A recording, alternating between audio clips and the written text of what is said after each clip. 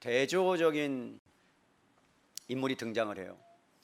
저희들이 니고데모에 대해서도 말씀을 드렸을 때 사마리아 우물가의 여인과 니고데모 서로 성경이 대조했듯이 오늘 등장한 한 여인은 죄를 지은 여인이에요. 그런데 그 죄를 예수님 앞에 고백하고 예수님께 마음에 감동을 준 한 여인과, 그래서 그로 인해서 예수님이 마음의 흡족함을 받으시고 그 여인을 향하여 할 수 있는 최대의 복을 선포하셨던 여인입니다. 더 나아가 예수님께서 십자가에 못 박혀 죽으심을 예비한 여인이요, 세상에 그 무엇과도 바꿀 수 없는 그 구원의 역사를 경험한 여인입니다. 반대로 바리새인이 한 명 등장하거든요. 그런데 그 바리새인은 예수님을 집으로 모셨음에도 불구하고 예수님의 그 구원의 은혜를 경험하지 못한 참으로 안타까운 한 인생이 오늘 본문 안에 기록되어 있는 거죠. 9절 말씀을 볼까요? 내가 진실로 너희에게 이르노니 온 천하에 어디서든지 복음이 전파되는 곳에는 이 여자가 행한 일도 말하여 그를 기억하리라 하시니라. 여러분, 얼마나 예수님이 마음이 흡족했으면요, 다른 사복음서에 이 내용이, 사건이 기록되어 있거든요. 여러분, 마태복음, 마가복음, 누가복음, 요한복음에 여러분 어떠한 한 사건에 대해서 동일하게 기록된 말씀, 그렇게 사건은 많지 않아요. 그런데 이 여인은 예수님 앞에 나와서 한 행동이, 예수님께서 그 행동을 통해서 마음의 감동을 받고 성경에 기록되되 이후에 있는 모든 사람들이 이 여인의 행동을 기억해야 된다라고 할 만큼 엄청난 예수님에게는 충격이었고 예수님께는 감동이었다라는 거죠. 저는 이 말씀을 묵상하면서, 말씀을 전하면서, 과연 예수님이 저를 보실 때, 나를 보실 때 정 목사가 한 행동, 정 목사가 한 언어, 정 목사가 한 삶을 평생도록 너희들이 기억해라, 그런 말씀을 과연 나에게 하실 수 있을까? 그렇지 않을 가능성이 100%다 라는 생각이 좀 들었어요. 예수님의 마음을 어떻게 이 여인이 감동시켰을까요? 여러분, 이 여인의 이름은 마리아입니다. 그냥 평범한 이름이에요. 성경에도 마리아가 많이 나오잖아요. 예수님의 어머니 마리아, 막달라 마리아. 이 여인이 막달라 마리아였는지 아니면 다른 마리아였는지 잘 모르겠어요. 그런데 우리가 확신할 수 있는 것은 시몬이라는 사람의 집에 모인 사람들이 그 여자를 볼 때 죄인이다라고 부른 것을 보면, 누가복음 7장 37절에 이렇게 말합니다. 그 동네에 죄를 지은 한 여자가 있어 예수께서 바리새인의 집에 앉아 계심을 알고 향유 담은 옥합을 가지고 왔다라고 하는 것을 보면요, 이 여인은요, 동네에, 그가 산 동네에서 죄인이다라는 낙인이 찍힌 여인입니다. 손가락질을 받은 거예요. 여러분, 예수님 당시에 많은 사람들이 세리나 세금을 걷는 사람이나 매국노짓을 한 사람이나 아니면 여러분 창기라든가 뭐 고아나 과부 이런 사람들을 죄인 부류로 언급을 했고 그분들을 멸시하고 조롱했던 것을 여러분들은 잘 알고 있었을 거예요. 그런 가운데 일반적인 의미에서 저 여자 하면 저 여자 내가 알지, 그렇게 많은 사람들에게 낙인이 찍혔던 여인이죠. 평판이 좋지 않은 거예요. 이런 교양 있는 여자들이 지나가면 그 여인을 피했을 것 같아요. 어떤 면에서는 수근수근 거리는 거죠. 뒷담화를 하면 여러분 어떻습니까? 여러분, 누군가 여러분이 어느 모임에 참여했어요. 동창회를 갔다고 치십시다. 동창회 갔어요. 잘 어울리고 있어요. 그런데 한 무리가 옆에서 모여서 야, 쟤 왔어. 야, 쟤 왜 왔대? 참 기가 막혀. 쟤 알잖아, 초등학교 때 어땠는지. 야, 그런데 무슨 낯짝으로 온 거야? 그럼 여러분, 거기 있을 수 있겠어요, 없겠어요? 저 같으면 있어요. 낯짝이 두꺼워서 못 있죠. 웬만하면 못 있죠. 막 얼굴이 불그락불그락해서 자기들이 뭔데 속으로 욕하면서 그러면서 여러분 그 자리를 피할 거예요. 그 연이 이랬단 말이에요. 다 알고 있어요. 죄인인데. 그것도 여러분 상상해 보세요. 바리새인은 죄인이 아니에요. 그 당시에 지도자예요. 그리고 누군가 여러분 부정한 사람이 죄인의 집에서 함께 먹고 마신다라고 하면 여러분 덩달아서 그를 초청한 사람도 죄인 취급받습니다. 그러니까 여러분 혈루병 여인이 수많은 무리들이 모여서 예수님을 감쌌을 때 뒤로 가서 예수님 옷자락을 잡은 사건이 나와요. 그래서 예수님이 그 여인을 치료합니다. 능력이 나갑니다. 그런데 여러분 놀라운 것은 뭐냐면 그 여인은 부정한 여인이에요. 왜?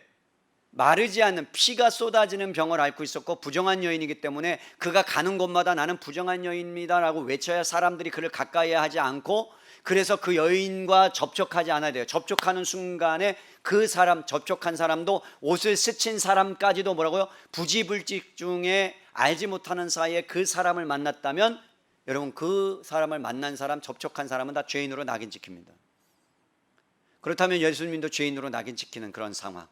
오늘도 이 한 여인이 여러분 예수님 앞에 저벅저벅 걸어 나와서 시몬의 바리새인 집에 왔다는 것 자체가 정말로 이해가 안 되는 사건이고, 그리고 바리새인 집에 왔던 그 사람도 당황했을 것 같은 그러한 사건이 오늘 본문에 드러나고 있습니다. 그런데 여러분 그 여인이 어떤 죄를 지었는지는 잘 모르겠지만, 어떤 잘못을 했는지는 잘 모르겠지만, 그럼에도 불구하고 그가 예수님 앞에 나와서 온 정성을 다해서 힘을 다하여 섬기고 있다는 거죠. 어떻게 그렇게 가능했을까? 아마도 예수님께서 어떠한 능력을 행하고 어떠한 일들을 행하셨다는 것을 이 여인이 알았고 이 여인이 예수님을 만난 것 같아요. 여러분 만났기 때문에, 아님 보았기 때문에 그 마음 가운데 어떤 큰 감동이, 여러분 울림이 남겨져 있는 거죠. 우리가 인생을 살아가다 보면요, 어떠한 내가 직접적인 어떠한 사건, 감동적인 사건을 접하게 되면 여러분 우리 안에는 어떠한 마음 가운데 큰 감동과 울림이 남게 되어 있습니다. 그래서 이 예수님이 한 행동이 그 여인으로 하여금 어떤 감동을 주었을 텐데, 여러분 이 감동이 어떤 감동인지 모르겠어요. 그럼에도 불구하고 남들이 여인을 멸시했고 괄시했고 자존심이나 희망과 인간으로서 존엄성도 상실해가는 이 사람에게 예수님께서 찾아가서 편견 없이 그를 대해 주셨다는 거죠. 수군대는 사람들 가운데 당당하게 그에게 눈을 맞추셨고 하나님 나라에 대해서 이야기하셨고 그들과 함께 식사하셨고 죄인들을 만나셨고, 그 영혼 가운데 있는 깊은 여러분 영적인 갈증과 갈망과 문제들을 하나님께서 그에게 필요한 메시지를 전달했는데, 단순히 힘들면 힘들다, 어렵지라고 말씀하신 적이 없어요. 예수님께서 단순히 너희가 고난을 당하고 있구나, 내가 너희의 모든 문제를 해결해 줄게, 너 돈이 필요하구나, 돈을 줄게, 필요한 성공을 위해서 내가 해줄게, 그런 차원의 말씀을 하신 적이 없어요. 예수님이 가는 곳마다 여러분 하나님 나라가 임했다, 이 하나님 나라는 가난한 자들의 것이다, 애통하는 자들의 것이다, 마음을 찢는 사람의 것이다, 마음을 가슴을 치며 성전을 향해서 우는 사람의 것이다, 자기를 낮추고 겸손한 자의 것이다, 하나님의 나라는 세리와 죄인들, 낙인 찍힌 사람들, 그들의 부류의 사람들의 것이다 라고 여러분 우리에게 전혀 도움이 되지 않는 듯한 말씀을 예수님이 선포하셨다는 것을 아십니까? 대부분의 사람들은 교회를 왜 나옵니까? 기도하면 응답받는데요, 문제가 해결된대요. 근데 기도하면 응답 안 되는 것도 많고요, 그리고 문제가 해결되지 않는 것도 저도 많고요, 아직도 지금 하나님 앞에 씨름하는 문제들이 되게 많아요. 이거는 왜 안 들어주는지 이해가 되지 않은 경우도 있어요. 그때 여러분 이 본문을 통해서 주님이 저에게 원하시는 것이 뭐냐, 내가 너에게 문제를 들어주려고 이 땅에 온 것이 아니다는 거예요. 예수님이 이 땅에 오신 것은요, 영혼에 대한 여러분 갈급함이 예수님 안에 있었습니다. 마치 어부가 고기를 그물을 던져서 여러분 고기를 잡는 것 같이 하나님의 나라의 그물 안에 우리를 넣으셔서 예수님께서는 이 땅에 오셔서 그 사람의 존재를 변화시키기를 원하시는 거예요. 단순히 뭔가를 해결해 주면 여러분 우리의 존재는 변하지 않아요. 우리에게 뭔가를 주면요, 그거를 갖고 우리는 그것을 통해서 누립니다. 그러다가 또 어떻게 해요? 우리의 인생이, 우리의 인간은 죄악된 본성을 갖고 있으니까 또 죄악을 향해서 나갑니다. 그 존재가 변하지 않으면, 하나님 안으로 들어오지 않으면 우리는 똑같은 인생, 그리고 더 큰 것을 원하는 인생을 살 수밖에 없기 때문에 예수님께서는 이 땅에 하나님의 통치를 받으며 하나님 나라의 자녀로 살아갈 수 있도록 그 나라를 갖고 오셨어요. 여러분 생각해 보세요. 하나님 나라가 여러분 안에 있어요. 그리고 그 하나님 나라를 주신대요. 그리고 그 통치를 받으래요. 근데 우리는 주님께 요구하는 건 뭐예요? 달라 이 말이죠. 주시라 이 말이죠. 그죠? 물론 구하라고 했으니까, 찾으라고 했으니까 구해야 되는 건 맞고 찾는 건 맞는데, 진짜 하나님께서 이 땅에 오신 것은 우리에게 참된 자유를 주시고 싶은 거예요. 환경에 얽매이는데, 환경은 어려운데, 고통은 당하는데, 그런데 여러분 그 고통이 나를 목매이지 않고 목덜미를 잡지 않고 그 안에서 누릴 수 있는 참된 진리, 자유함, 행복, 여러분 그것을 우리에게 주시기 위해서 이 땅에 오셨음을 믿을 수 있기를 바랍니다. 마리아가 이 세상에 어떤 것도 채울 수 없는 자신의 영혼을 치유하시고 고치시고 소생시키시고 사망의 그늘에 앉아있는 자신의 영혼을 일으키실 것을 이 여인은 알았어요. 자신의 존재가 예수님을 만나야만 변화될 것을 알았어요. 예수님이 아니면 안 된다는 것을 이 여인이 알았어요. 그러니까 여러분, 수많은 사람들이 손가락질을 해도 미쳤다고 하고 모욕을 주고 멸시해도 이 여인은 저벅저벅 어디를 향해 가느냐? 그 바리새인 집을 향하여 들어가는 거예요. 다른 사람의 시선이 문제가 안 되는 거예요. 나는 지금 살아야 되는 거예요. 내 영혼이 주님을 만나야만, 주님을 해야지만 내 영혼이 살 수 있다는 것을 이 여인이 알았다는 거죠. 사랑하는 성도 여러분, 여러분들 교회 왜 나오세요? 주일날 왜 나오세요? 정말로 주님에 대한 갈급함으로 나오십니까? 주님을 정말로 만나고 싶어서 나오십니까? 아니면 순모임이 좋아서 나오세요? 순장님 보고 싶어서? 아니면 여러분 교제하기 위해서? 아니면 누구를 만나기 위해서 나오십니까? 그렇게라도 나오셔야 합니다. 안 나오시는 것보다 낫습니다. 나오셔야 그래도 주님 만납니다. 그런데 진짜 주님이 물으시고 싶은 것은, 너가 정말 나 만나러 왔느냐, 하나님 만나러 왔느냐, 그것을 주님이 여쭤보고 있는 거예요. 이 여인은 그렇게 나왔어요. 여러분 가만히 있을 수가 없었습니다. 가슴이 벅차올랐어요. 여러분 그 집을 향하여 가는데 어떻게 가야 할까? 무엇을 해야 될까? 하나님께 어떻게 내 마음을 표현해야 될까? 감당할 수 없는 이 은혜를 어떻게 예수님 앞에서 드러내야 될까? 나는 부끄러운 죄인 맞아. 난 수치스러운 거 맞아. 두렵기도 해. 어떻게 시몬의 집에 가야 되지? 그 사람의 눈치를 어떻게, 시선을 어떻게 해야 되지라는 여러 가지 생각이 여러분 그를 사로잡았을 것 같아요. 그런 가운데 이 여인이 예수님이 있는 곳을 향하여 들어갔습니다. 죄인이 손가락질을 합니다. 죄인이라고 손가락질을 합니다. 부정한 여인이라고 다 알려져 있는 여인입니다. 어떤 면에서는 이 여인은요, 시몬의 집에 들어가는 게 목숨을 건 것처럼 굉장히 힘든 일이었을 거예요. 따가운 시선 견뎌야 되고 눈총도 견뎌야 되고, 그러면서 예수님 뒤편으로 갑니다. 무엇이 그 여인으로 예수님 앞에 가게 만들었을까요? 목숨을 걸 만큼 그 안에 영적인 큰 갈증이 있었다는 것이에요. 자유를 맛보고 싶은 거예요. 행복을 맛보고 싶은 거예요. 진짜 쉼을 맛보고 싶은 거예요. 여러분 한국 사람들은 너무나 바쁘게 일해서 쉼이 없잖아요. 그죠? 남편들은 죽어라 일을 해야 되고, 물론 요즘은 아내들도 죽어라 일을 해야 되고, 그렇게 바둥바둥 살아서 여러분 아이들을 키워내는 일들 쉽지 않죠.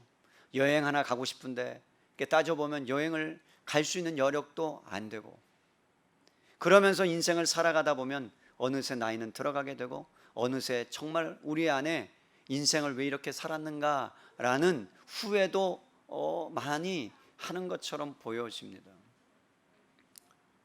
그러나 여러분 바쁜 인생 가운데 예수님을 믿는 우리, 그냥 주님 앞에 나와서 지금 이 시간에 드리는 이 예배, 정말로 하나님의 그 갈급함, 예수님 때문에 내가 진정한 세상이 줄 수 없는 쉼을 여러분 쉬고 싶은 그 마음 때문에 저는 여러분들이 왔으면 좋겠고, 그러면서 이 여인이 그 앞에 왔을 때 울기 시작해요.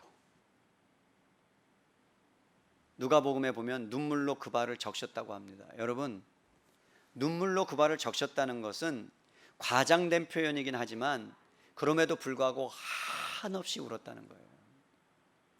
여러분 왜 울었을까요? 한탄해서요? 신세가 처량해서?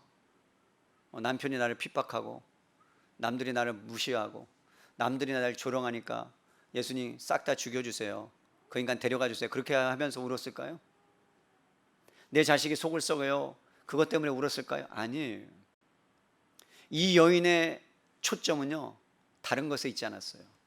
자기 자신이 죄인이었다라는 그 사실 때문에, 그리고 그 죄의 굴레에서 자유함을 얻고 싶은데 그것이 안 되는데, 예수님이 가는 곳마다 사람들을 치유하고 사람들에게 자유하는 모습을 보니까 나도 그 대열에, 나도 그 자유를, 나도 그거 은혜를 경험하고 싶어서 예수님 앞에 나온 거예요.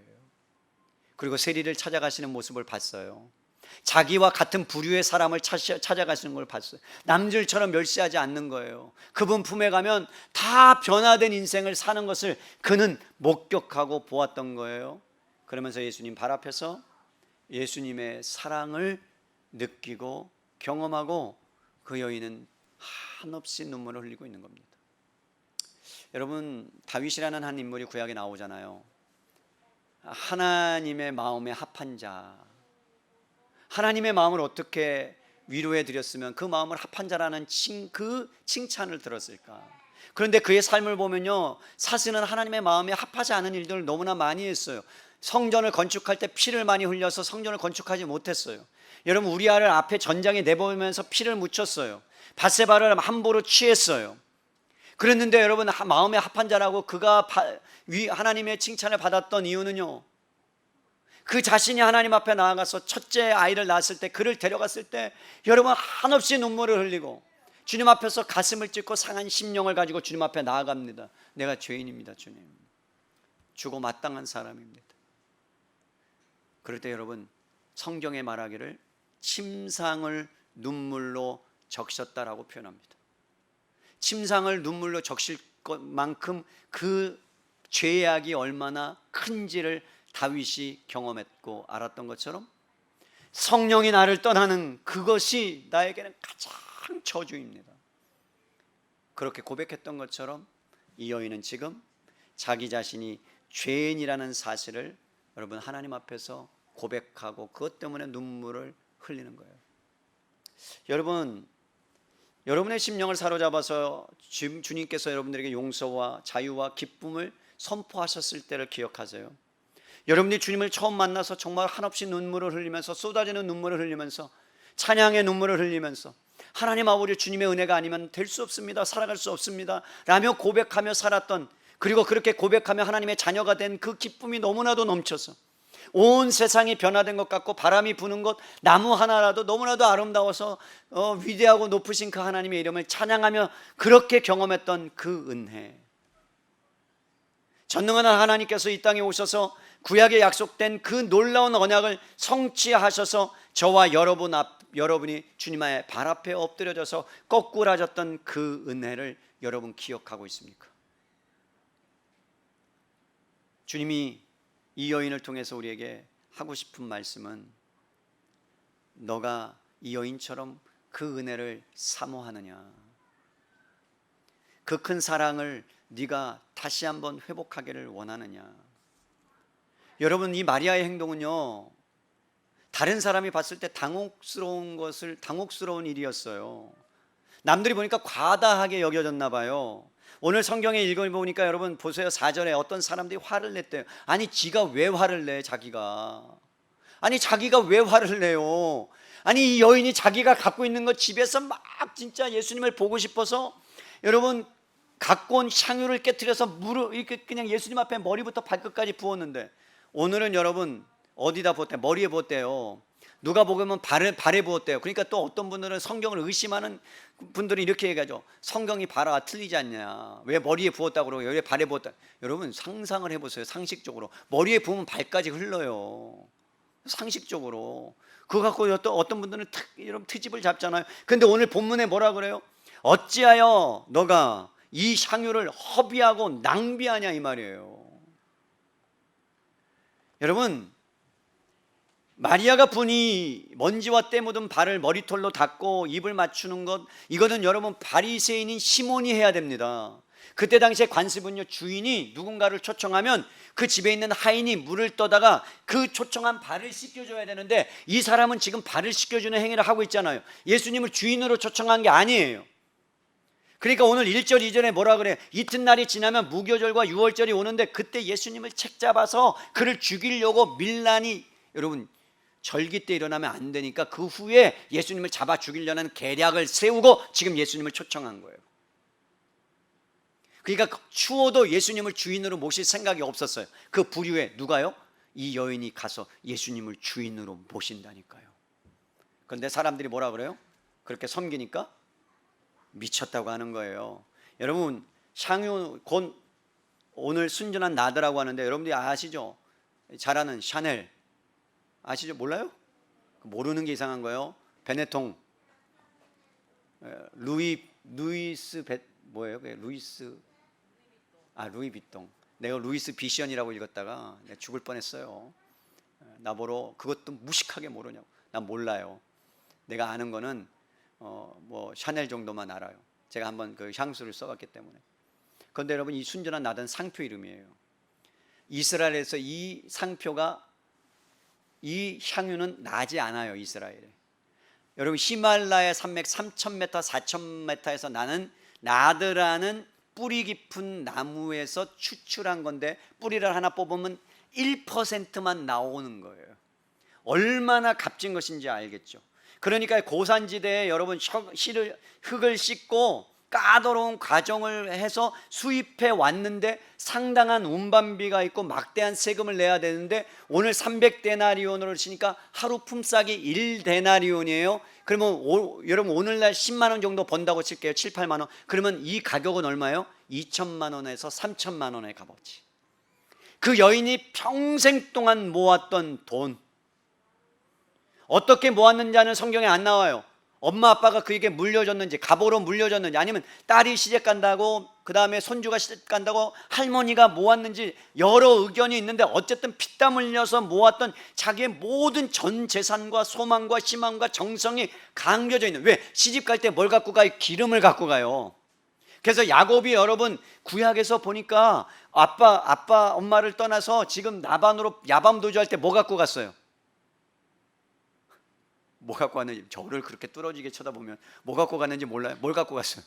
돌베개 베고 자다가 예수님을 만나서 하나님을 만나니까 거기서 뭘 깨트려요? 기름을 깨트리잖아요. 그때 당시에 화폐 대신에 썼던 게 뭐라고요? 기름이에요. 아주 중요한 거예요. 지금 여기 이 여인이 갖고 온 나드는 향기가 뿜어지다라는 뜻이 있는데, 퍼져나가다라는 뜻이 있는데, 이 양 한 방울만 떨어뜨리면요 그 온 방에 향기가 가득할 정도로 놀라운 향기가 나는 거예요. 그런데 얼마라고요? 3천만. 그것을 아낌없이 예수님의 머리부터 발끝까지 부어버립니다. 여러분 생각해 보세요. 발을 한번 씻는데, 머리를 한번 씻는데 3천만 원을 허비한다. 제 발을 한번 닦이는데 3천만 원짜리를 쓴다? 불가능한 일이죠. 한 번은 예수님께서 말씀을 하루 종일 가르치시는데 수많은 사람들이 모였습니다. 그래서 여러분 하루가 지나가요. 저녁이 다 됐어요. 그러니까 배고파하는 거예요. 5천 명이 모였습니다.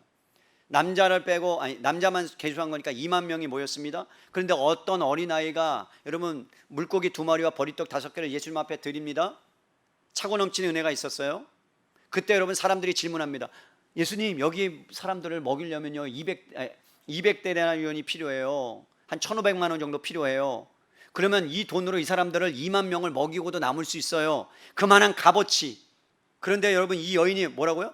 그냥 단번에 병을 따서 예수님의 머리에 그냥 남김없이 콸콸콸콸콸 그냥 쏟아 버리니까 옆에 있는 사람들이 놀라서 뭐라는 거예요? 왜 낭비하냐라고 말을 하는 겁니다. 여러분 보세요. 5절에 이 향유를 300데나리온 이상에 팔아 가난한 자들에게 줄 수 있었겠도다 하며 그 여자를 뭐 했다고요?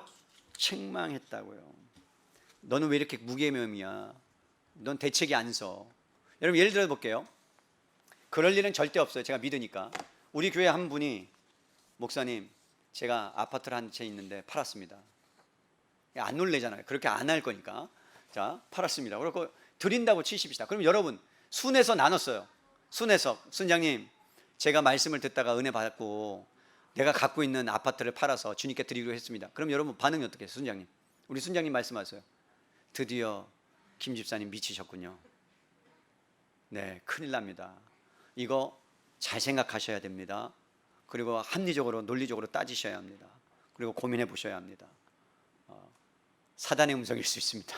그러면서 그럴 수 있어요. 여러분, 그럴 수 있어요. 저도 가끔 말리겠어요. 왜 그러시냐고.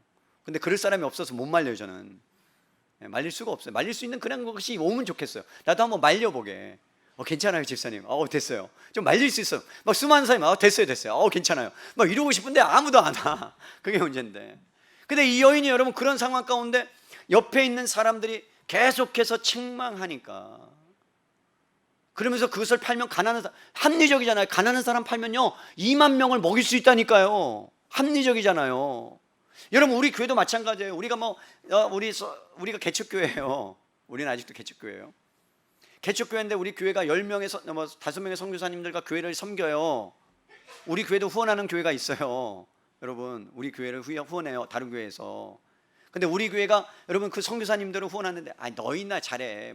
왜 다른 교회 선교하는 거야? 너희나 좀 자립하고 너희나 좀 잘 돼서 그렇게 해야지.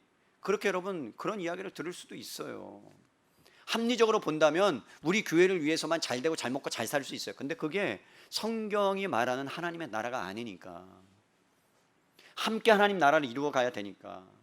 그래서 여러분, 주님께서는 합리성과 논리성을 가지고, 그러면 오늘 말씀을 통해서 너희가 이 여인이 드린 것처럼 우리에게 예수님이 감동을 받아서 너가 2천만 원 드렸구나, 와 내가 좋다, 그래갖고 이 여인이 가는 곳마다 성경에 기록해 라고 쓴 거예요? 예수님이 그거 받으셔서? 아니에요. 예수님은 그것 때문에 여러분 이 성경을 그렇게 쓰여진 것이 아니란 말이에요. 그러면 제가 오늘 여러분과 하고 싶은 이야기는, 무엇 때문에 마리아의 이 행동이 예수님을 그렇게 감동시켰을까? 오늘 1절 다시 볼게요. 되게 중요한 말씀이 나와요. 1절이요. 이튿날 지나면 유월절과 무교절이라 대제사장들과 서기관들이 예수를 흉계로 죽일 방도를 구하며 이르되 밀란이 날까 하노니 명절에는 하지 말자. 그러니까 여러분, 내부에서는 뭐예요? 예수님을 죽일 생각을 하는 거예요. 예수님을 죽일 적대적인 어떤 계획들이 계속해서 일어나고 있었어요. 그러니까 지금 예수님이 십자가에 죽기 바로 전이에요. 잘 들으세요. 여러분, 이렇게 한 다음에 11절로 가보세요. 10절과 11절에 이렇게 나와요. 12 중 하나인 가룟 유다가 예수를 넘겨주려고 대제사장들에게 가매 그들이 듣고 기뻐하여 돈을 주기로 약속하니 유다가 예수를 어떻게 넘겨줄까 하고 그 기회를 찾더라. 그러니까 이거예요. 지금 여러분 계획을 다 세우고 시몬의 집에 예수님을 초청하고 먹을 것 다 드리면서 이제 이것만 끝나면 뭐 한다고요? 예수님을 팔아 넘길 거예요. 그래서 대제사장들이 기다리고 있어요. 누가 오기를? 가룟 유다하고 지금 계획을 세워서 예수님을 은 30에 팔아 먹으려고 하고 있고, 이제 가룟 유다가 여러분 가서 돈을 주기로 한 약속을, 그 기회를 지금 이렇게 뭐예요? 엿보고 있었던 거예요. 여러분, 이게 왜 중요하냐? 여러분 잘 보세요. 지금 예수님이 십자가를 향해서 가고 있어요. 이제 이 일이 수요일 날 여러분 일어난 일이니까 이틀 후에 금요일 날 예수님이 십자가에 못 박혀 죽어요. 그러면 내일 저녁이면 예수님이 팔릴 거예요. 그 어간에 이 사건이 지금 샌드위치처럼 들어가 있어요. 예수님을 배반할 계획, 그 다음에 여인의 사건, 그리고 팔아 넘기고 십자가. 그러니까 이 사건은 예수님이 십자가 사건과 굉장히 중요한 포인트를 갖고 있는 거예요. 이것을 빼면 예수님의 십자가의 의미도 없어질 뿐만 아니라 마리아에게도 구원이 임할 수 없는 사건이에요. 그래서 중요해요. 여러분, 그렇다면 예수님이 그 사건을 지금 십자가에 죽을 것을 알고 있어요. 그리고선 모욕하고 계획하고 죽일 것을 알고 있는데 그 적진을 향하여 들어가 있는 거예요. 그럼 예수님의 마음이 어떻겠어요? 죽을 거 알아요. 가룟 유다 팔 것도 알아요. 십자가에 죽일 것도 알아요. 아주 임박한 자신의 죽음 앞에서 예수님이 참으로 마음이 상하셨을 거라고 저는 생각해요. 여러분, 예수님을 지금 가까이 했던 사람들의 제자들은요 다 지금 엉뚱한 생각하고 있어요. 다른 성경에 보니까 뭐라고 얘기해요? 누가 더 큰 자냐 이야기하고 있어요. 예수님 한 자리 해먹겠다고, 예수님이 이제 왕으로 등극하면 우리가 뭐 한 자리 해먹겠다고 그런 싸움을 하고 있어요. 그런 가운데 이 여인이 어떻게 했어요? 향유를 부었어요. 제자들은 측근에서 예수님이 십자가에 죽으심을 한 사람도 준비하거나 예비한 사람이 없는데, 이 여인만, 오직 마리아만, 예수님만 지금 친밀함과 위로를 경험하면서 그래서 이 마리아가 머리부터 발끝까지 부었던 그 놀라운 것을 통해서 어떻게 해요? 주님 잘 들어보세요. 향유 부은 사건을 통해서 복음이 전파되는 곳에 이 여인의 사건이 전파된다. 그러면 여러분, 이 여인의 사건은 뭐와 연결되어 있다고요? 복음과. 이 여인이 한 행위는 뭐와 연결되어 있다고요? 복음과. 그럼 이 여인은 뭘 만난 거예요? 복음을 만난 거예요. 그럼 복음을 만났다는 것은 이 여인이 구원받았다는 거죠. 여러분, 예수님이 향수가 너무 좋아서 온 천하에 이것을 기록하라고 했을까요? 그 향기에 취해서 아니에요. 과부의 두렙돈을 하나님이 기뻐 받으신 분이라면, 어린 아이에게, 소자 한 사람에게 냉수 한 그릇을 줘서 그것을 기억하는 분이라면, 여러분이 한 행위가, 여러분이 모르고 한 행위가 주님 앞에 가면 주님이 이렇게 얘기하실 거예요. 내가 안다. 너가 나의 몸인 교회를 위해서 어떻게 섬겼는지 안다. 내가 참 안다.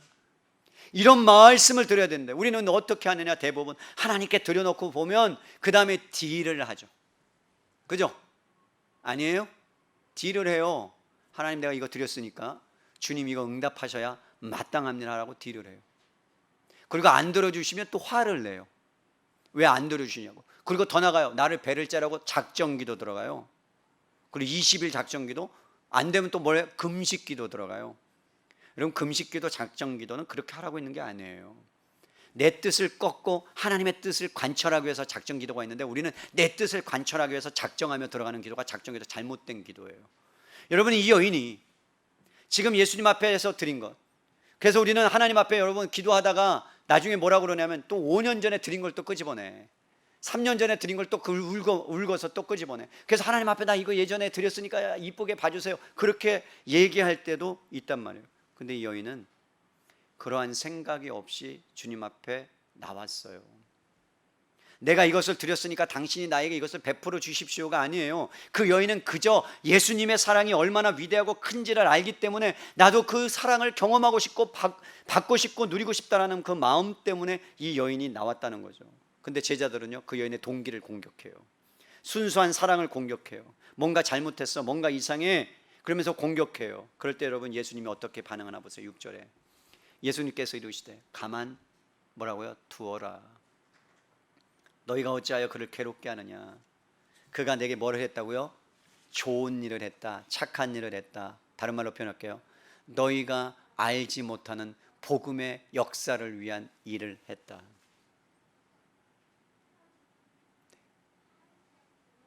아, 네, 저기서 이렇게 흔들길래 나를 부르는 줄 알았어요. 뭐 설교 그만해라, 시간 많이 간다, 그런 줄 알았어요. 여러분, 예수님께서 이 여인을 방어해 주세요. 잘 보세요. 우리는요, 우리가 먼 고난을 당하거나 모욕을 당하면 누가 방어를 해요? 우리가 방어해요. 맞죠? 교회에서 억울한 일을 당하거나 사회에서 억울한 일을 당하면 우리는 계속해서 방어하려고 그래요. 이게 인간의 본성이에요. 이 여인이 공격을 받았어요. 그리고 너 미친 짓을 한 거라고 이야기해요. 너는 잘못된 일을 한 거다, 책망을 해요. 그런데 여러분, 이 여인은 한마디도 하지 않아요. 그냥 몸으로 받아요. 그리고 예수님이 나서서 뭐라 그래요? 가만두어라, 제발. 제자들아, 가만둬. 너희는 이 여인이 지금 하고 있는 행위를 너는 몰라. 내가 지금 십자가를 두고 죽어야 되는 사건을 이 여인이 나를 위해서 예비하고 있는데 너희는 나를 몰라. 그러면서 여러분, 도리어 제자들을 뭐 하는 거예요? 책망하고 있는 거예요. 이 왼수 제자들이요, 예수님의 마음을 모르는 거예요. 왜? 그들은 지금 뭐 큰 자가 되고 싶은 거라니까요. 내가 뭔가 예수님 때문에 뭔가를 얻고 싶은 거예요.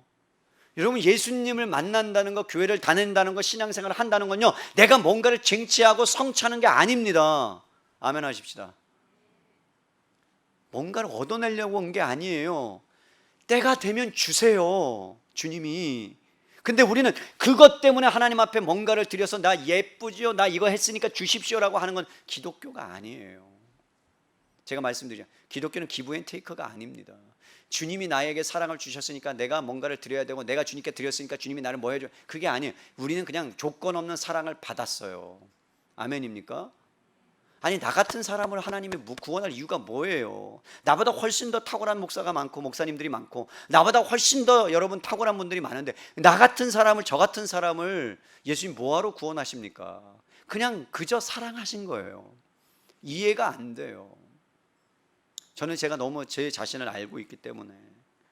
8절에 보세요. 그는 힘을 다하여 내 몸에 향유를 부어 내 장례를 미리 준비하였느니라. 이 여인은 예수님이 죽으심을 잘 몰랐어요. 그런데 뭐라고요?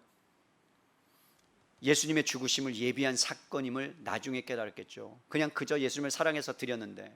그런데 여러분 오늘 본문에 보니까 이 예수님의 죽음을 표현하는데 여러분 자기 것을 다 드렸는데 다른 사람은 신경 쓸 것도 없는데 자신의 머리털로, 내가 짧으니까 머리털로 발씩 못 씻겨요. 근데 그 여인이 머리가 길었던 것 같아요. 근데 그 머리가 긴 게 어떤 의미가 있는 줄 아십니까? 여러분들 여자분들 머리 만지는 거 좋아해요? 안 좋아해요? 안 좋아해요. 맞죠? 근데 자신의 머리를 가지고 예수님이 발을 씻긴다. 고린도 전서 11장에 보세요. 이게 굉장히 중요한 의미를 담고 있어요. 11장 15절에 보니까 이 여인의 머리가 뭘 의미하느냐. 11장 15절에 제가 읽을게요. 276페이지.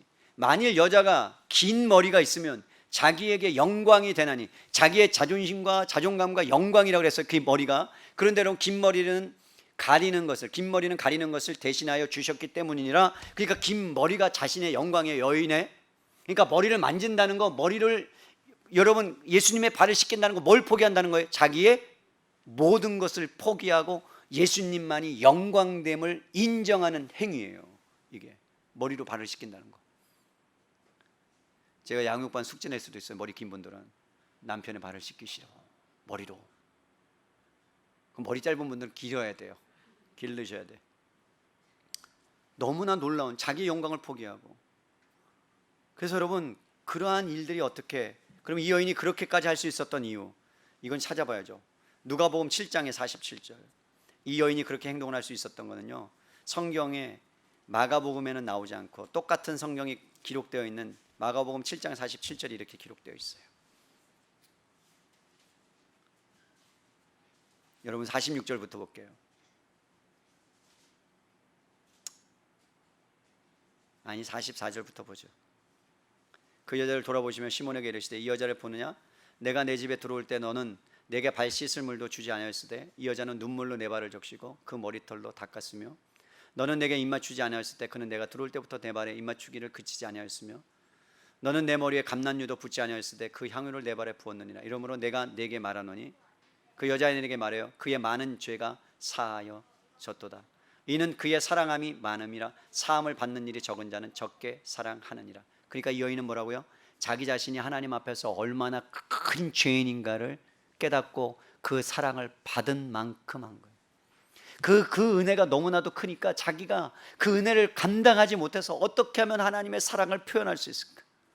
어떻게 하면 하나님의 사랑을 내 모든 것을 통해서 표현할 수 있을까? 그래서 생각해낸 게 뭐예요? 자기의 영광인 머리털까지라도 예수님의 발을 씻기면서 자기가 평생 동안 결혼해야 쓸 물건이었는지 갑오였는지 그것을 깨트리면서까지 주님 앞에 내어드렸던, 한마디로 하나님의 사랑을 깊이 경험한 거예요. 죄사함의 은혜를 경험한 거예요. 여러분, 하나님의 사랑이 먼저였어요. 여러분이 하나님을 사랑한 게 아니고요, 하나님의 사랑이 먼저 그 여인의 마음을 만지셨고 감동시켰고, 끊이지 않는 그 사랑, 여러분 마르지 않는 그 사랑. 여러분 사람의 사랑은 말라요. 맞죠? 그죠?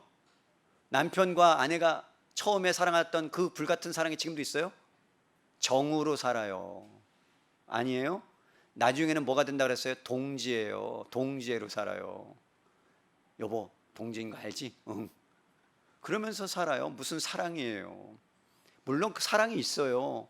근데 우리가 말하는 그 사랑은요, 여러분 성경에서 말하는 그런 사랑이 아니에요.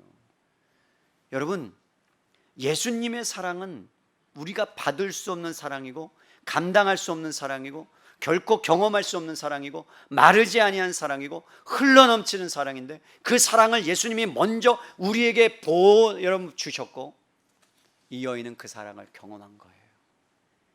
그래서 이 여인이 예수님 앞에 향유를 깨트려서 드립니다. 여러분, 누가 죽음 앞에 예물을 드렸나요? 제자들 아닙니다. 누가 예수님의 죽음 앞에 눈물을 흘리면서 그의 발을 닦았습니까? 제자들 아니었습니다. 누가 예수님의 죽음 앞에 가시관을 쓰셔야 되는 그 머리에 여러분 향유를 붓고 그 머리를 씻기셨습니까? 이 마리아라는 여인입니다. 놀라운 것은 뭐예요? 머리부터 발끝까지 발에 여러분 정이 박히고 머리에 가시관을 썼을 때 이 죽음을 이 여인이 모르고 준비하고 향유를 부었지만 나중에 예수님의 마지막 그 가는 길에 예물을 준비하고 죽음을 장사한 것은 이 여인이었어요.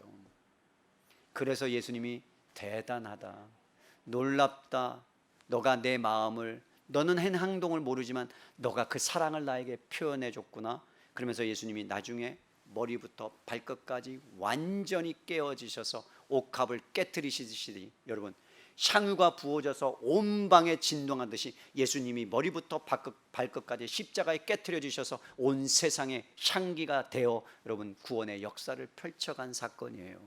이 사건은 구속사적으로요 놀라운 사건을 여기에 기록하고 있는 거예요. 향유보다 더한 사랑을 마리아에게 돌려준 겁니다. 누가요?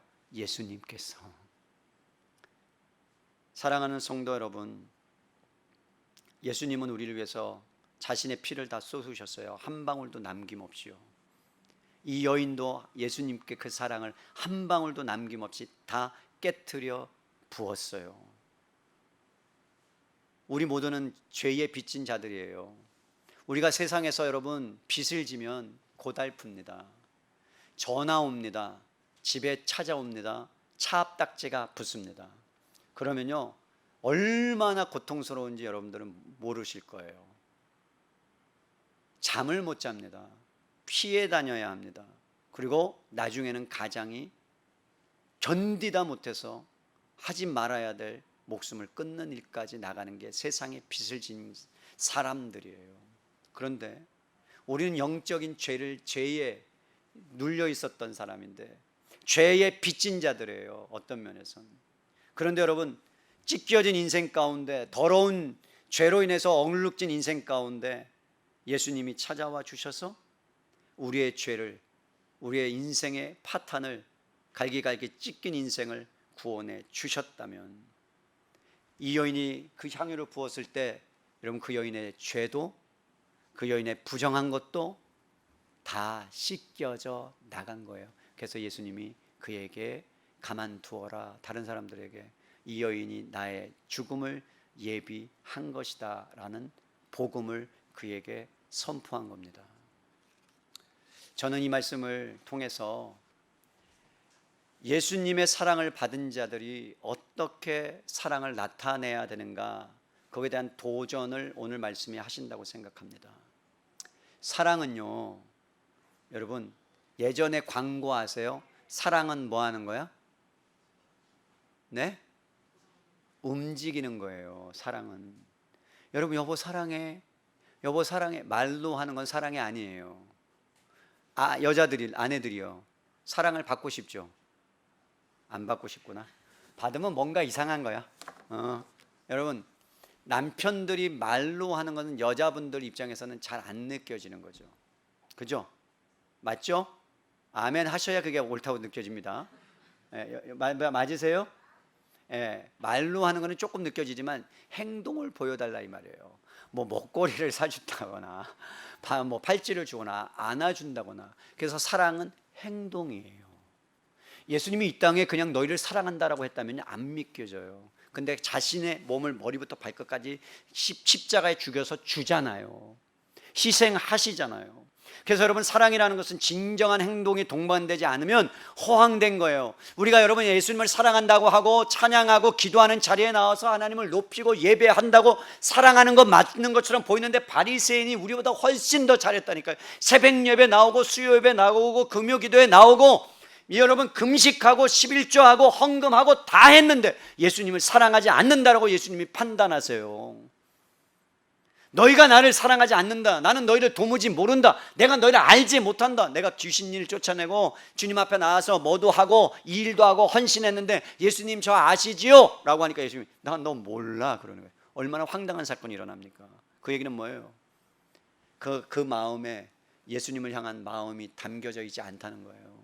여러분이 예물을 드려도요, 그 안에 예수님을 향한 사랑이 담겨져 있지 않으면 안 받으세요. 내지 말라는 얘기, 또 여기서 감동받고 안 내는 분들, 그래 맞아 내가 있을 수도 있어. 뭐 안 내도 괜찮아요. 하나님이 채우시니까. 진짜 여러분의 마음을 거기에 담았는가? 사랑은 정말 하나님의 움직이는 건데, 희생은 여러분 아무런 희생이, 대가 없는 희생은요 가치 없어요. 성경이 말하는 거예요. 아무 대가도 치르지 않는 사랑은요 아무런 가치가 없는 거예요.